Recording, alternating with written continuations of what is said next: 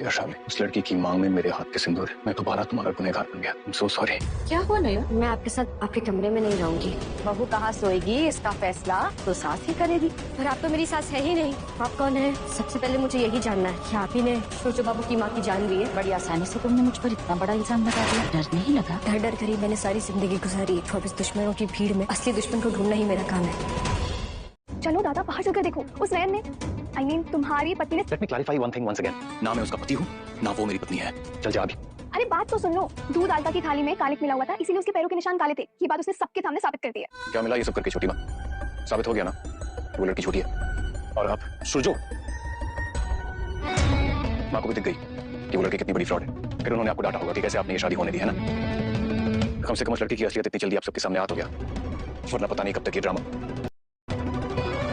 रही बात आपको गलत समझने की, वो मैं अभी माँ को समझा देता हूँ कि उनकी तरह आपको भी गलतफहमी हुई थी उस लड़की के बारे में।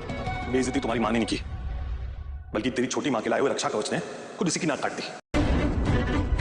क्या किया उस लड़की ने? माँ के सामने आपको दोषी साबित करने की कोशिश की। काका, नयन ने सबके सामने छोटी माँ को ब्लेम किया। वो सब मैं नहीं जानता। जो लड़की खुद झूठी हो, 420 हो, वो दूसरों पर उंगली उठाए। पहला कदम रखो। आओ नयन, तुम ही तो हो वो मोहरा जिसके जरिए मैं अपनी सारी चालें चलूंगी। तुम ही तो हो जिसे मेरा अधूरा काम पूरा करना है। जिसने पहले ही दिन अपने ससुराल वालों के मुंह पर कालिक पोत दिया। इसे तुम इस घर से निकाल सूरजो, इससे पहले कि बहुत देर हो जाए। ब्लडी फ्रॉड, चाहती क्या है ये लड़की? जस्ट डोंट गेट इट काका, ये क्या हो रहा है? और मेरी माँ अभी भी उसे सपोर्ट कर रही है। नहीं सूरजो, मेरी बात सुन।